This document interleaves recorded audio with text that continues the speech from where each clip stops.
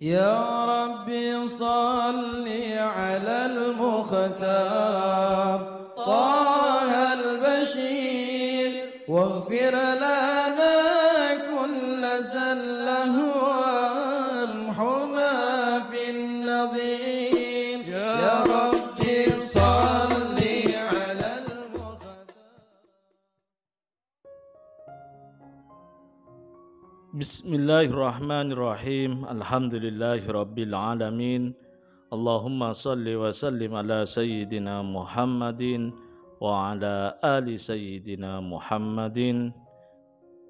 Miftahi babi rahmatillah adada ma fi ilmillah salatan wa salaman daimaini bidawami mulkillah. Allahumma shalli ala sayyidina Muhammadin salatan tunawwiru biha qalbi wa taqdili biha hajati fid dunya wal akhirah wa ala alihi wa sahbihi wa sallim. Assalamualaikum warahmatullahi wabarakatuh. Sahabat online yang dirahmati Allah, alhamdulillah kita bisa berjumpa kembali. Mudah-mudahan kita senantiasa mendapatkan taufik dan hidayah dari Allah Subhanahu wa ta'ala. Pada pertemuan kita kali ini, mari kita ngaji bareng Habibana Novel bin Muhammad Al-Idrus tentang jalan meraih barokah dalam hidup. Ikhwani rahimakumullah, dan alhamdulillah kita membaca Maulid Simtud Durar yang disusun oleh cucu kesayangan Nabi Muhammad SAW, Al-Habib Ali bin Muhammad bin Husain Al-Habsyi, yang di zamannya Rasul mengatakan orang yang paling aku cintai di zaman ini adalah Ali bin Muhammad Al-Habsyi, yang sangat dicintai oleh Nabi Muhammad SAW. Apa keistimewaan Simtud Durar ini? Habib Ali mengatakan dalam salah satu kalamnya, maulidku ini menjadi penambal kekurangan orang-orang akhir zaman atas karunia-karunia yang diperoleh para wali di zaman dahulu dengan mujahadahnya yang luar biasa. Al-Habib Abdurrahman bin Muhammad As-Segaf satu hari khatam Al-Quran 8 kali, 4 di siang hari, 4 di malam hari. Al-Habib Abdullah bin Alwi Al-Haddad waktu masih playgroup-nya itu sholat sunnah 100 sampai 200 rakaat. Apalagi beliau keliling masjid-masjid yang ada di kota Tarim, padahal beliau tunanetra. Beliau masuk masjid, sholat sunnah 2 rakaat tahiyatul masjid, kemudian pindah ke masjid yang lain. Tabarukan, pengen cari barokahnya masjid. Padahal masjid di kota Tarim sebanyak hitungan hari dalam 1 tahun. Dan itu dilakukan tiap hari oleh Habib Abdullah bin Alwi Al-Haddad radhiyallahu anhu. Dan yang sebelumnya, Sayyidina Imam As-Sajjad Ali Zainal Abidin radhiyallahu anhu, 1 hari sholat sunnah 1000 rakaat. Sayyidah Rabi'ah Adawiyah radhiyallahu ta'ala anha, 1 hari sholat sunnah 1000 rakaat. Amalan-amalan yang luar biasa. Kita sekarang suruh mengamalkan seperti beliau, jujur nyerah. Jujur nyerah. Diajarin sholawat saja zaman sekarang ditanya. Habibnya ditanya. Ketika Habibnya ngajarin baca sholawat munjiah 1000 kali, nariyah 4444 kali, masih ada yang nanya, bisa didiskon tidak? Bahkan ada yang karena sering kredit nanya, bisa diangsur tidak? Sholawatnya bisa diangsur tidak, nggak harus sekali dudukkan Habib, Kiai, Ustadz, bisa nggak diangsur? Akhir zaman, kita ini termasuk orang-orang yang semangatnya nggak seperti orang-orang dahulu, sehingga banyak karamah, kemuliaan yang Allah berikan kepada orang-orang yang terdahulu terlewatkan oleh orang-orang di akhir zaman, dan ini sebuah kerugian. Maka Habib Ali Habsyi tawajjuh sama Allah Ta'ala, minta sama Allah sesuatu yang kalau ini diamalkan maka bisa mendapatkan sama dengan yang didapatkan orang yang sholat sunnah 1000 rakaat, dengan yang didapatkan oleh mujahadah besar para awliya wassalihin. Kalau bahasa Indonesianya paket hemat. Ya paket hemat. Maka Allah Ta'ala kasih Maulid Simtud Durar, diilhami beliau untuk mengarang, menyusun Maulid Simtud Durar. Beliau mengatakan siapa baca Simtud Durar ini, maka dia akan mendapatkan apa yang didapatkan orang-orang soleh zaman dahulu dengan mujahadahnya yang luar biasa. Inilah amalan thariqah alawiyah, amalannya para habaib dan pecintanya. Sederhana, mudah, ringan, tetapi penuh dengan makna, penuh dengan karunia dari Allah Subhanahu wa ta'ala. Satu contoh yang ada dalam Simtud Durar, diceritakan bagaimana mukjizat Nabi Muhammad sallallahu alaihi wasallam. Wa taktsirul qalil. Nabi Muhammad SAW punya kemampuan menjadikan yang sedikit jadi banyak. Barokah. Yang sedikit jadi banyak. Banyak kisahnya. Tapi kali ini saya mau ngutip cuma 2 saja. Takfirul qalil. Dalam perang Tabuk, perang yang dikatakan perang paling sulit. Iya, perang paling sulit. Saat itu sahabat Nabi Muhammad SAW kehabisan air. Sampai-sampai onta itu disembelih untuk diambil air di dalamnya, diminum bagian dalamnya, sehingga kendaraan berkurang. Saat itulah sahabat bergantian naik kendaraan. Fulan naik dulu, yang satu jalan, nanti berapa kilo gantian, kamu naik saya jalan, gantian seperti itu. Sampai akhirnya udah nyerah, minta izin pada Nabi Muhammad SAW untuk disembelihin hewan-hewan ini, mau diambil airnya. Maka diizinkan oleh Nabi Muhammad SAW. Begitu Sayyidina Umar bin Khattab radhiyallahu ta'ala anhu melihat sahabat mendapat izin dari Nabi Muhammad SAW, Sayyidina Umar mengatakan jangan dulu, jangan lakukan. Nah, kenapa Sayyidina Umar mengatakan jangan lakukan itu? Karena Khalifah Umar bin Khattab radhiyallahu anhu mengerti kalau nanti disembelih semua unta-unta ini jalan kaki semua, repot juga, ini masalah baru. Ini masalah baru.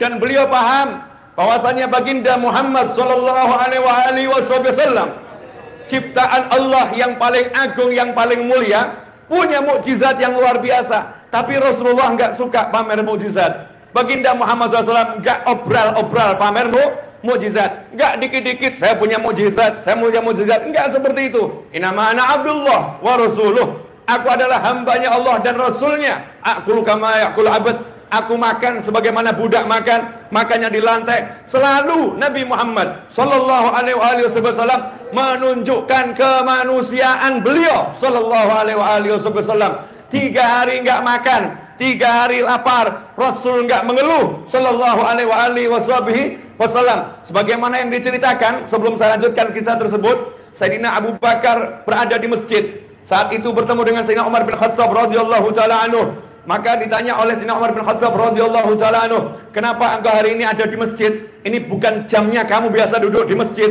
Maka Sayyidina Abu Bakar radhiyallahu anhu mengatakan, "Ma akhrajani wallahi, demi Allah, gak ada yang buat aku keluar ke masjid kecuali karena aku udah kelaparan yang luar biasa." Sayyidina Abu Bakar As-Siddiq radhiyallahu anhu. Karena biasanya sahabat kalau mau makan datang ke masjid cari teman. Ayo siapa yang mau makan? Ayo siapa mau makan? Gak ada yang makan sendiri. Hanya bukhala yang makannya sendiri. Orang pelit yang makannya sendiri. Sahabat berusaha cari temannya, diajak makan bersama. Maka Sayyidina Umar pun ditanya sama Sayyidina Abu Bakar As-Siddiq radhiyallahu anhu, "Lah kamu keluar sekarang ngapain?" "Sama, saya keluar juga kelaparan."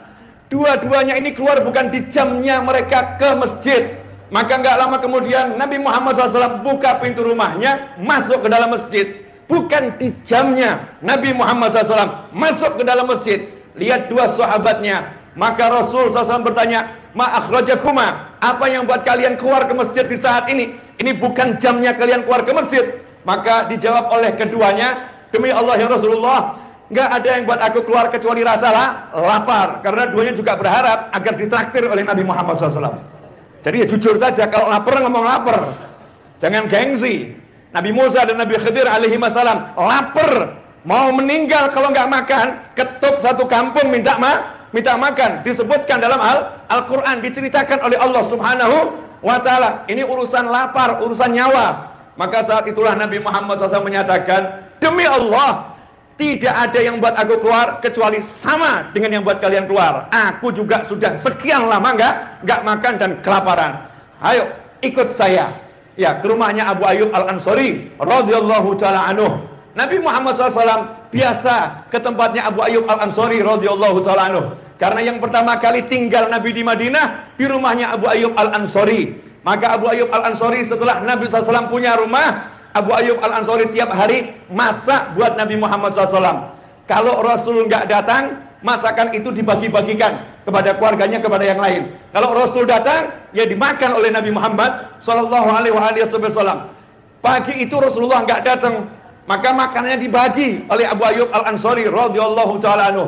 Nggak lama di siang hari, datanglah baginda Muhammad sallallahu alaihi wasallam bersama Sayyidina Abu Bakar dan Sayyidina Umar radhiyallahu taala anhuma. Maka saat itu istrinya Abu Ayyub Al-Ansari mendengar kedatangan Nabi Muhammad SAW, mengucapkan, "Selamat datang wahai Rasulullah. Ini bukan jamnya biasa engkau datang ya Rasulullah." Rasul mengatakan, "Betul, ini bukan jamnya biasa aku datang." Maka Abu Ayyub Al-Ansari yang mendengar di kebun kedatangan Nabi Muhammad SAW langsung lari menyambut Nabi Muhammad SAW dan mengatakan, "Ya Rasulullah, mau korma, ya, mau kambing?"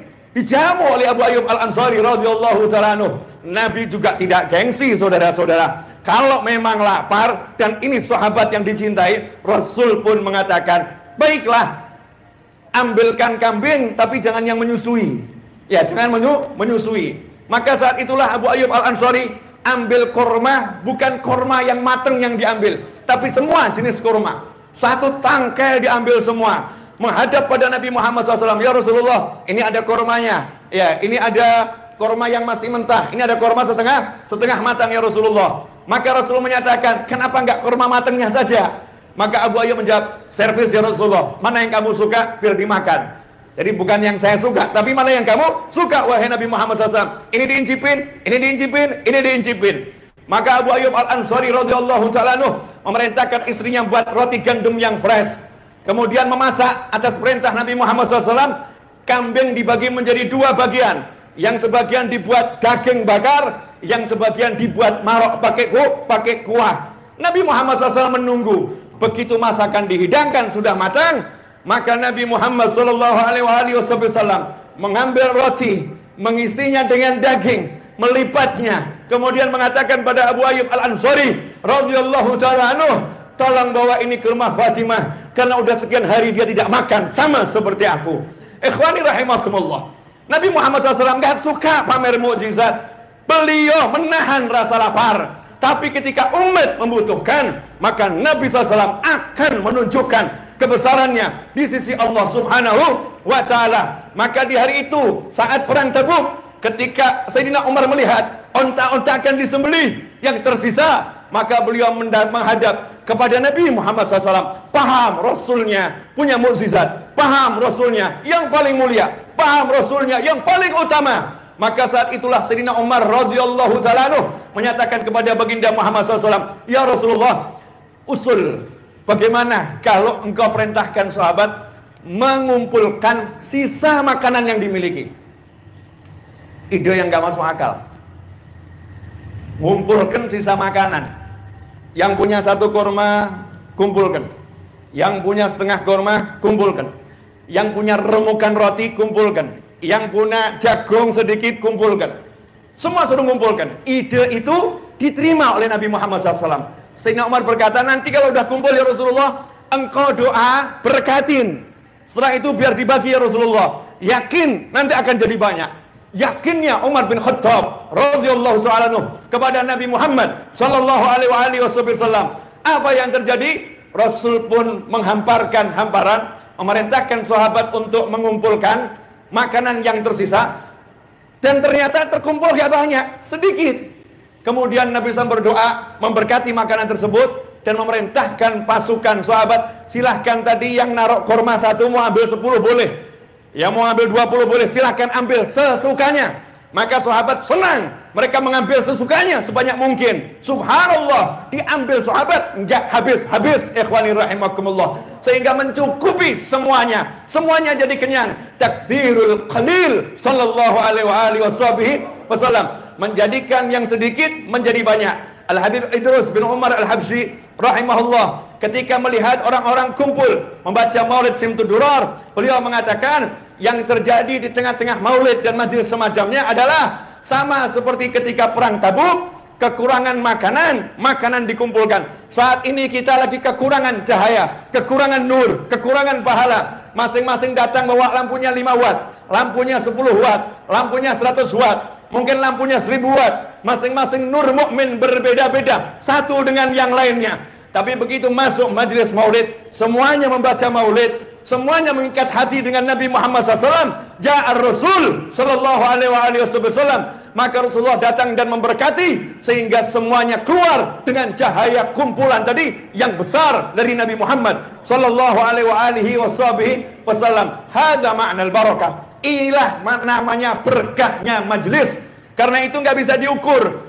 Cerdasnya orang-orang soleh terdahulu, paham kita ini banyak kekurangan, maka diajak untuk duduk bersama, baca maulid, duduk bersama, ta'allum wa ta'lim, duduk bersama, zikir. Untuk apa? Agar keberkahannya menjadi sesuatu yang luar biasa di kitab catatan amal soleh kita. Ikhwani rahimakumullah. Cerita yang kedua. Sebetulnya udah 2 cerita ya. Cerita yang kedua. Saya belum sempat ambil nafas nih. Boleh ambil nafas sedikit? Berarti berhenti ceramahnya. Lanjutkan, pemirsa dimanapun antum berada. Jabir bin Abdullah radhiyallahu ta'ala anhu yang pernah nanya, ya Rasulullah, dalam Simtud Durar, qala ya Jabir, ya Rasulullah, sebelum Allah ciptakan segala sesuatu, apa yang pertama kali diciptakan oleh Allah Ta'ala?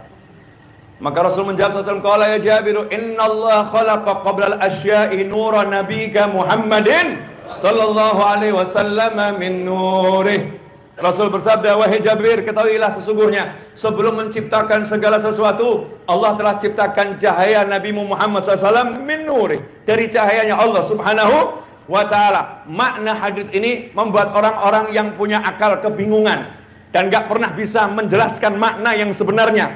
Sampai sekarang menjadi perbincangan dan Nur Muhammad sallallahu alaihi wasallam. Apa artinya min nuri, dari cahayanya Allah Subhanahu wa ta'ala. Ikhwani rahimakumullah, saya nggak akan bahas ke sana. Tapi yang mau saya bahas ketika menggali parit Khandaq. Sama, ketika menggali parit Khandaq, Nabi SAW kelaparan. Sampai perutnya diikat. Kasih batu, diikat. Lapar. Ada satu masalah, ada batu besar. Lihat Nabi Muhammad SAW. Rasul nggak menunjukkan mukjizat dulu. Sahabat disuruh kerja dulu. Gali, cangkul, pakai linggis, pukul. Tapi begitu semuanya menyerah, ada batu besar, gak bisa ya Rasulullah, gak bisa. Maka Nabi Muhammad SAW yang dalam keadaan lapar, perut diikat batu, diikatkan di perut pakai tali. Nabi SAW mengambil linggis, kalau bahasa kita sekarang, dipukulkan santai, mukulnya santai. Tapi begitu batu ini kena linggis dari tangan Nabi Muhammad SAW, hancur menjadi debu. Nah setelah itu sahabat paham. Kelihatan ini, Rasulullah belum makan ini SAW. Yang nggak pakai disuruh, pulang ke rumah nanya sama istrinya, punya apa? Sedikit gandum sama balibul, bawah 5 bulan, kambing kecil. Kata sahabat, masak itu, naikkan airnya, nanti gandumnya kamu masukkan, kemudian nanti kambingnya dimasukkan. Harisa ya. Nah, ini resepnya Haris itu ya. Resep Haris. Buatkan Haris untuk Nabi Muhammad SAW.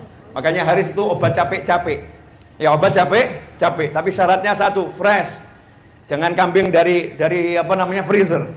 Kalau kambing dari freezer bawa penyakit itu udah lama ya, udahlah lama. Yang fresh, yang masih seger. Makanya orang makan daging kambing kena sakit karena nggak sesuai sunnah Nabi Muhammad sallallahu alaihi wasallam. Rasul pakai ilmu, nggak asal kambing.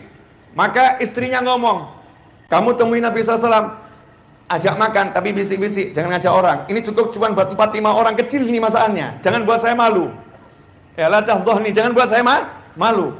Maka pergilah suaminya, bisikin Nabi Muhammad SAW, ya Rasulullah, makan di rumah saya. Ada hidangan. Ya, tapi cuma sedikit ya Rasulullah. Untuk antum saja. Rasul mengatakan, saya boleh ajak yang lain? Masa sahabat ngomong gak boleh? Boleh ya Rasulullah. Di situ ada sahabat Muhajir dan Ansor. Rasul mengatakan, ayo bangun semua, diundang makan ini. 1000 orang. Kaget sahabat. Langsung buru-buru pulang ke rumah. Rasul mengatakan, sampaikan pada istrimu ya, jangan begini, biarkan. Sampai nanti saya datang, saya yang urus semuanya. Kama qala bil makna seperti itu. Maka cepat-cepat ngasih tahu istrinya. Bilang, ini Rasulullah mau datang bawa 1000 sahabat. Istri ngomong, udah saya kasih tahu. Ini sedikit ngomong sama Rasulullah. Saya udah ngomong. Tapi Rasulullah mau datang bawa 1000 sahabat. Rasul yang ngomong gitu, ya aman. Kalau Rasul yang bicara seperti itu, coba pikir. Tenang no pikirmu. Istrinya seperti itu, udah tenang. Apa perintah Nabi SAW? Udah disuruh masak dulu, nanti kalau udah mau matang, jangan diapa-apain, Rasul yang ngurus SAW.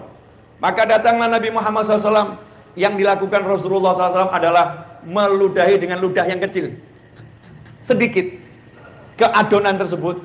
Setelah itu Rasul memasukkan dagingnya, memasukkan rotinya, ya, bantu ngaduk. Setelah itu sahabat disuruh masuk ke rumah itu bergantian. Rasul yang nakar, ambil, sallu ala Nabi.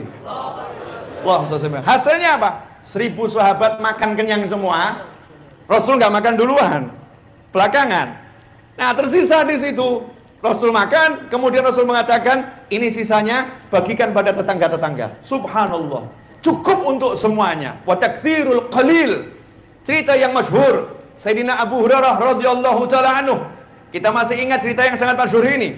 Sayyidina Abu Hurairah berada di pinggir jalan, mau cari makan karena kelaparan, menghadang sahabat-sahabat yang lewat, gaya nanya persoalan, gaya ini, acting. Datang Sayyidina Abu Bakar, saya mau nanya ayat ini. Dijawab sama Sayyidina Abu Bakar radhiyallahu taala anhu. Oh, ini Sayyidina Abu Bakar kurang paham nih maksud saya. Ayo ke rumah saya sambil diajak makan, saya jawab begitu. Tapi ternyata Sayyidina Abu Bakar jawab langsung. Sayyidina Umar lewat jawab langsung. Maka dari jauh lewat Nabi Muhammad SAW. Saat itulah Abu Hurairah nggak berani nanya sama Nabi Muhammad SAW. Tapi Rasul begitu lihat wajah Abu Hurairah radhiyallahu taala anhu, Rasulullah tersenyum. Ayo ke rumah saya. Ayo ke rumah saya. Lapar kan? Ayo ke rumah saya. Sampai di rumah Nabi Muhammad SAW ada segelas susu. Abu Hurairah senang, segelas susu berdua dengan Nabi Muhammad SAW. Asyik ini, kenyang ini. Maka saat itulah, kalau bahasa kita sekarang, dikerjain oleh Nabi Muhammad SAW. Rasul ngomong kepada Abu Hurairah, tolong ahlu sufah panggil ke sini semua. Ahlu sufah kurang lebih 70-80 orang yang ada di teras-teras masjid, ajak masuk sini, minum susu bareng sama saya. Saat itulah Abu Hurairah berkata dalam hati, waduh, satu gelas dibagi orang 80, dapat apa saya ini? Tapi minimal, karena saya yang ngundang, saya yang nomor satu minumnya. Nabi paham, bahwasanya Abu Hurairah mikir seperti itu. Nabi ngerti. Maka begitu sekian orang itu kumpul, Rasul berkata pada Abu Hurairah radhiyallahu taala anhu, ya, kasihkan ke mereka. Loh, saya nggak dikasih duluan. Kasihkan ke mereka. Akhirnya beliau ini ashabus sufah minum semuanya. Tersisa cuma sedikit. Lihat nih, barokah dan tidak rakusnya sahabat. Barokah dan tidak rakusnya sahabat. Coba kalau itu kita habis di nomor yang satu. Segelas habis nomor satu. Maka di saat yang terakhir tersisa sedikit, Abu Hurairah lapar luar biasa. Lihatlah sahabat Nabi Muhammad SAW. Paham Rasulullah juga belum minum. Paham Rasulullah juga lapar. Maka Abu Hurairah mengatakan, ya Rasulullah, silahkan engkau minum duluan. Rasulullah mengatakan, enggak Abu Hurairah, engkau yang minum duluan. Saya enggak bisa ya Rasulullah, saya minum sedangkan engkau belum minum. Kamu minum duluan.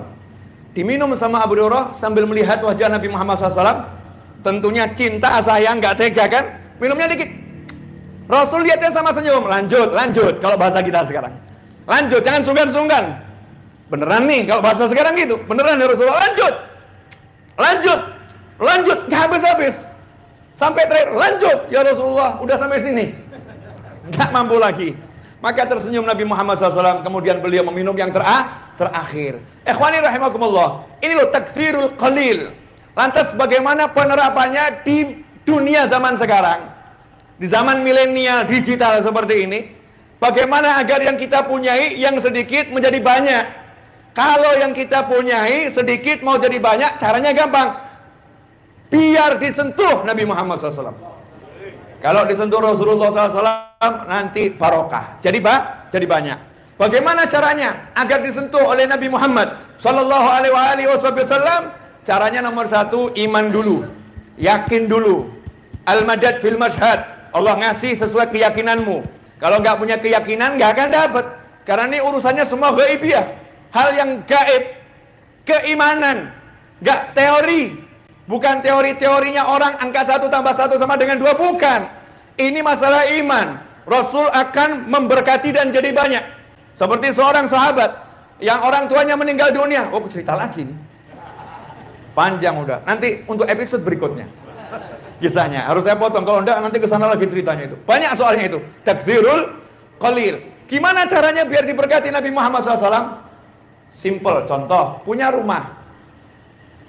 Pernah enggak kita undang Nabi SAW masuk rumah kita? Sahabat punya rumah, buat musola. Untuk sholat di situ, sahabat Nabi Muhammad SAW, karena memang udah tua renta, jalan ke masjid udah nggak bisa, karena memang jalannya udah rusak karena banjir. Minta izin sama Nabi SAW untuk sholat di rumah. Tapi pengen buat musola di rumah, khusus tempat untuk sholat. Sahabat lapor pada Nabi SAW, ya Rasulullah, tolong ke rumah saya. Sholatin dulu tempat sholatnya. Sholatin dulu tempat sholatnya. Datanglah Nabi SAW, sholat di situ. Setelah itu sarapan pagi. Sholat duha berjamaah dengan sahabat. Setelah itu disuguhin sarapan pagi. Nabi SAW lihat sahabat, ngundang Nabi Muhammad SAW. Lah ketika kita punya kantor, ketika kita punya rumah, apakah terfikir pertama kali kita menginginkan Nabi Muhammad SAW yang masuk ke rumah kita? Makanya kalau orang-orang dulu yang dipikirkan bagaimana Rasulullah masuk rumah saya. Makanya muncul, begitu mau bangun rumah, pondasinya pertama kali minta air buat pondasinya kepada ulama, orang soleh, habaib, kiai. Tolong air doa, saya mau cor pondasi ini biar barokah. Bayangkan pondasinya kena air yang didoain oleh orang-orang yang soleh. Sekarang banyak orang gak peduli dan tidak percaya barokahnya orang soleh. Cor pondasi, cor saja tanpa berpikir minta berkahnya orang-orang soleh. Orang dulu begitu rumahnya jadi, mau buka pintu rumahnya gak dibuka sebelum ibunya yang bukakan. Bawa ibunya, Umi, Mama, Ibu, Bunda, bukakan ini. Saya nggak akan masuk sebelum engkau yang bukakan. Barokah, biar tempat ini didatangi oleh Nabi Muhammad Sallallahu Alaihi Wasallam. Kemudian dibacakan mawalid. Ada yang burdah, barzanji, simtud duror, diulami, apapun itu. Diba, macam-macam maulid. Masing-masing daerah punya kebiasaan sendiri. Bacakan maulid dengan khusyuk. Sambil betul-betul hati dikaitkan dengan Nabi Muhammad SAW. Ingin Rasulullah hadir ke rumahnya. Muncul orang akhir zaman. Mana bisa Nabi SAW main ke rumahmu? Masya Allah. Ikhwani rahimakumullah.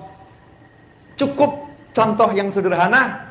Ketika Anbiya wal Mursalin kumpul di Masjidil Aqsa untuk bertemu dengan Nabi Muhammad Sallallahu Alaihi Wasallam. Tanpa diundang Rasulullah, semuanya kumpul di sana. Dan cukup sebagai dalil ketika kita bersolawat, Nabi SAW pun membalas langsung solawat dan salam kita. Ikhwani rahimakumullah, saya mau nanya, apakah ada jarak antara kita dengan Nabi Muhammad Sallallahu Alaihi Wasallam? Enggak ada jarak. WhatsApp akhir zaman ini, WhatsApp. Baru saya kirim pesan di handphone antum langsung masuk. Kalau nama saya antum rekam di sana, simpan di sana, langsung muncul. Mas Novel, ya, kirim pesannya apa? Kelihatan semua. Hitungannya klik langsung nyampe. Apakah teknologi solawat kalah dengan WhatsApp? Ikhwani, fikirkan. Dengan kita bersolawat, Rasul mengatakan solawat dan salam tablughuni. Dimanapun kalian berada, solawat dan salam ini akan menghampiriku dan aku menjawabnya. Fikirkan kecepatannya, speednya. Ini bukan 5G, ini tenaga energi langit. Ini Nur Muhammad SAW, Rasulullah SAW. Hati kita belum selesai bicara, Rasul udah menjawab salam kita. Itulah kekuatan Nabi Muhammad Sallallahu Alaihi Wasallam. Tapi yang terjadi saat ini, rumah kita bukan penuh dengan maulid, tapi penuh dengan drama-drama Korea. Penuh dengan sinetron-sinetron, bukan mawalid. Anak kita tidak duduk menghafalkan qasidah, tapi anak kita duduk menghafalkan hal-hal yang tidak layak untuk dihafalkan. Dan di hadapan anak kita nggak mengajak untuk melihat film-film yang di situ mengisahkan Nabi SAW, ceramah-ceramah. Tapi kita mengajak anak kita untuk melihat yang tidak layak ditonton oleh orang dewasa, apalagi oleh anak-anak. Bagaimana mungkin Nur Rasulullah bertahan di rumah kita? Ikhwani rahimakumullah. Mari kita usahakan agar rumah kita betul-betul dapat barokah. Al-Habib Abdullah bin Umar bin Yahya, ketika suatu hari bertemu dengan pamannya, Al-Habib Abdullah bin Husain bin Tahir, saat itu nanya kepada keponakannya, saya kok mimpi rumahmu ini paling tinggi, tapi saya lihat ruang tamumu paling tinggi. Dari semua rumah di kota, rumahmu ini paling tinggi, tapi ruang tamumu paling tinggi. Apa rahasianya? Kok saya sampai mimpi seperti itu? Maka jawabannya paman, mungkin ini. Ketika rumah ini selesai saya bangun, maka setiap ruangan saya sholat 2 rakaat khatam Al-Quran. Setiap ruangan, ruang makan, dapur dan sebagainya. Khusus ruang tamu, saya sholat di situ 40 kali khatam Al-Quran. Ruang tamu, karena untuk jamu tamu. Spiritualnya dipikirkan. Sementara kita ruang tamu asap rokok yang ngepul di sana. Asap rokok. Hatam entah berapa juz rokok ini. Berapa pak rokok yang kita hatamkan di situ. Tapi Al-Quran sekalipun 30 juz nggak hatam di situ. Maulid nggak kita baca di situ. Sehingga barokah ini menjauh dari kita. Padahal al-hayah barokah. Dalam kita ketemu muslim yang satu dengan muslim yang lain, Assalamualaikum warahmatullahi wabarakatuh. Dan berkahnya Allah subhanahu wa ta'ala. Karena itulah dulu orang-orang tua dulu ke anak-anaknya nggak pernah bicara nak jadi orang kaya, nak jadi orang sukses. Selalu mengatakan insyaallah barokah, insyaallah barokah, ilmumu insyaallah barokah, tijarahmu insyaallah barokah, semuanya insyaallah barokah. Terakhir saya mau ngutip dari Simtud Duror sedikit. Ini terakhir ini saya bawakan di hampir setiap ceramah, saya kutip terus. Ya biar kita betul-betul paham. Karena banyak akhir zaman ini orang nggak paham. Dan banyak orang baca Simtud Duror, pasal yang satu ini dihilangkan, nggak dibaca. Padahal kata Habib Anis, kalau ini nggak dibaca berarti nggak baca maulid. Wahina baraza sallallahu alaihi wasallam baraza min batni ummihi rafi'an tarfahu ila sama. Sampai akhir satu pasal ini nggak boleh ditinggalkan kalau baca maulid Simtud Duror. Mau diringkas silahkan, tapi yang satu ini nggak boleh ditinggalkan. Karena itulah kisah lahirnya Nabi Muhammad Sallallahu alaihi wasallam. Kalau pengen barokah yang betul-betul barokah sesuai SOP yang mengarang maulid, yaitu Al-Habib Ali bin Muhammad bin Husain Al-Habsyi. Ikhwani rahimakumullah. Di wahina ini banyak hal, tapi saya mau ambil satu saja. Faqad warada an Abdurrahman bin Auf an ummihi Syaffa'i radhiyallahu anhuma. Telah diriwayatkan dari sahabat yang bernama Abdurrahman bin Auf. Abdurrahman bin Auf ini sahabat konglomerat yang super kaya. Habib Ali Habsyi setelah Mahalul Qiyam, sahabat yang pertama kali dinukil riwayatnya, sahabat yang super kaya, Abdurrahman bin Auf. Ada pesan apa di situ? Kita mau dikasih tahu kenapa Abdurrahman bin Auf bisa kaya raya berkah, hartanya berlimpah dan gak susah payah carinya. Sayyidina Abdurrahman bin Auf, dan dijamin masuk surga oleh Nabi Muhammad Sallallahu alaihi wasallam. Apa rahasianya? Ternyata inilah rahasianya. Dikisahkan dari Sayyidina Abdurrahman bin Auf radhiyallahu taala anhu, dari ibunya yang bernama Syaffa radhiyallahu taala anha. Ibunya namanya Syaffa, atau di riwayat bisa dibaca Syifa. Dua-duanya boleh. Syaffa berkata, qalat lamma waladat Aminatu radhiyallahu anha Rasulullah sallallahu alaihi wasallam waqa ala yadayya fastahalla. Ketika Sayyidah Aminah, lihat di Simtud Duror disebut Aminatu radhiyallahu anha. Aminatu radhiyallahu anha. Inilah akidahnya para habaib dan akidahnya para kiai, akidahnya Ahlus Sunnah wal Jamaah, bahwasanya kedua orang tua Nabi Muhammad SAW adalah muslim di jannah dan derajatnya tinggi di sisi Allah Ta'ala. Karena itu jangan ragu kalau nyebut ibu Nabi radhiyallahu taala anha. Kalau ayah Nabi radhiyallahu anhu, sebutkan itu karena keduanya adalah manusia yang luar biasa, dzil qadril azim. Sayyidina Abdullah disebut dzil qadril azim, yang punya kedudukan tinggi di sisi Allah Subhanahu wa taala. Apa kata Syaffa, ibunya Abdurrahman bin Auf, ketika Sayyidah Aminah radhiyallahu anha melahirkan Nabi Muhammad SAW, waqa ala yadayya. Nabi SAW itu aku yang menerimanya. Allahumma sholli wa sallim alaihi. Saya mau nanya, manusia yang keberuntungannya seperti apa ketika zat Muhammad SAW, ketika zatnya Nabi SAW yang ditunggu jagat raya keluar, ia yang diizinkan Allah untuk menerima pertama kali. Belum tersentuh bumi, belum tersentuh apapun, tangan yang mulia ini yang menerimanya. Waqad alaydaya fastahalla. Kemudian menangis dengan keras Nabi Muhammad SAW. Atau ada pula yang mengartikan kemudian Rasulullah SAW bersin. Ada istihlal bersin, ada istihlal artinya menangis dengan keras. Tetapi ulama lebih menguatkan menangis dengan keras karena itu menunjukkan kesempurnaan bayi, kesempurnaan Nabi Muhammad sallallahu alaihi wasallam sampai akhirnya kisah ini panjang, muncul cahaya dan lain sebagainya. Yang mau saya jelaskan bukan masalah itunya. Perhatikan. Yang menerima kelahiran Nabi SAW namanya Syafa atau Syifa, menerima dengan tangan mulia. Betul ya? Cerita ini disampaikan oleh Syafa kepada siapa? Putranya, Abdurrahman bin Auf. Inilah dalil kalau sahabat itu biasa buat maulid. Sahabat biasa menceritakan proses kelahiran Nabi Muhammad SAW. Ini proses kelahiran Nabi diceritakan. Begini loh ketika Nabi lahir, siapa yang menceritakan? Syafa. Syafa cerita ke siapa? Putranya, namanya Abdurrahman bin Auf. Sayyidina Abdurrahman bin Auf cerita ke siapa? Kepada seluruh sahabat sampai kita yang hidup di tahun 2021 mendengar dari Sayyidina Abdurrahman bin Auf. Itu yang pertama. Yang kedua, Syafa menerima dengan tangan mulia. Menerima dengan tangan mulia. Hasilnya Sayyidina Abdurrahman bin Auf putranya dikasih Allah rezeki yang sama.